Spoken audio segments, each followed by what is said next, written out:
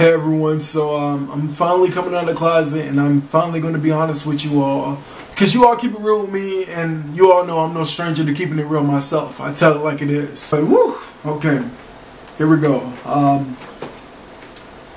I'm gay. What? No, I'm not. Okay, I'm a bisexual. There is a difference. If I could make love to myself, I would. But that doesn't make me gay. It just means that I'm attracted to myself sexually. But anyway, that's not even what I'm here to tell you all. My real confession is that I am an atheist, which means I don't believe in a higher power like God or any gods for that matter, or anything that you can believe in, like the devil either. So yeah, let's nip that in the bud. I have been open to believe in God and Jesus. I mean, hell, I was born on Christmas, which is supposedly Jesus' birthday. It's not Jesus' birthday. Even if it was though, I would still celebrate it. But yeah, I grew up in a Christian household. I want to believe because my family believes and I trust them and I know they won't steer me wrong. And my thing about me being an atheist is that I don't want it to come back on my household. Like, me being an atheist has nothing to do with how I was raised. I used to pray a lot. I used to go to Bible study on Wednesdays and attend church almost every Sunday. I would get involved in service and I used to help with a lot of religious events and attend those religious events. You know, stuff like that. But that just goes to show you that no matter what people around you believe in, you will find your own identity and your own lane in life, and you will go through life with that mentality. I began to question and doubt my religion my senior year in high school because by now I had begun to listen to a lot of the lectures that I didn't hear in church, and that itself led me to do my own research. And the more I did that, the more I questioned, and the more preachers, family, and friends that I talked to about these questions, I ended up getting answers in most cases that didn't satisfy those questions, and in other cases I ended up not getting answers at all. And again, that led me to do even more research, and the more holes I found in a religion,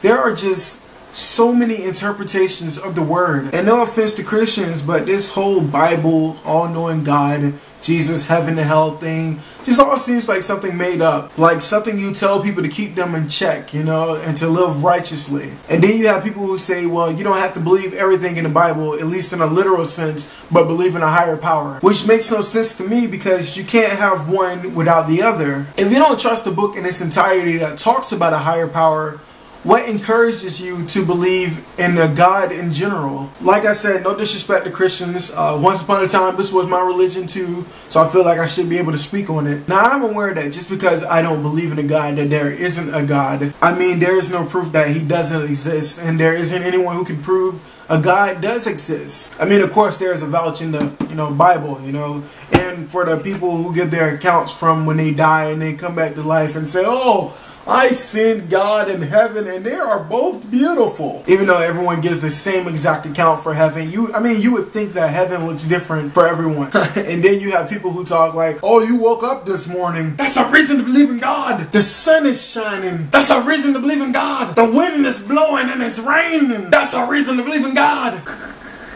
No. But yeah, I was talking to this one friend of mine about this subject, and she was saying, I would rather take the chance believe and go to heaven than risk the chance not believing and go to hell. And that mentality, it kills me because you're straddling the fence, and you can't straddle the fence with God. That's a no-go with him. Either you're with him or you're against him. You gotta be down and live right for Jesus.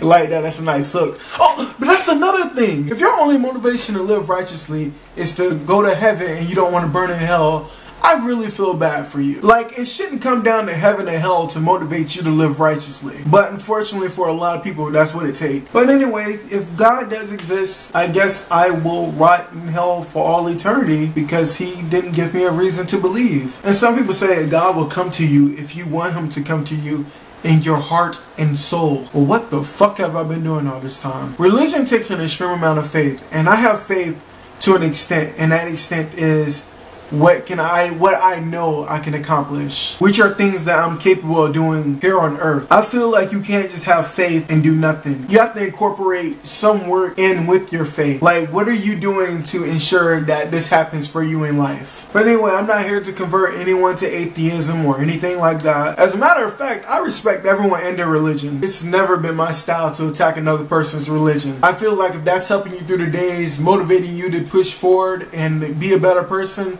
I'm all for that. And I'm going to use that to influence you, to keep you progressing, to keep you optimistic no matter what's going on in your life. I hope that this doesn't change how you all look at me too much. I'm still going to be that same guy that you get a laugh or a lesson from. It's still me, baby. And we're all equal, so this shouldn't be used as like ammunition against me to bring me down. But yeah, that was my confession. I wanted to share it and be a little bit more open to my audience. One of the major obstacles that I faced coming out was, how would people view me when they found out the truth? But then I looked at it like, how would you view yourself if you weren't being honest to who you are as a person? Don't let what people say or think about you keep you from conforming to who you really are as a person. Because believe it or not, people are more accepting of differences in this day and age rather than in the past. Especially when it's personal. People are willing to change how they feel about a subject when it comes to someone that they know. For the people who accept me for me and are still along for the ride, I really appreciate you. It means so much to me, and you're going to make this transition for me that much easier. And for people who don't want to mess with me anymore, no hard feelings.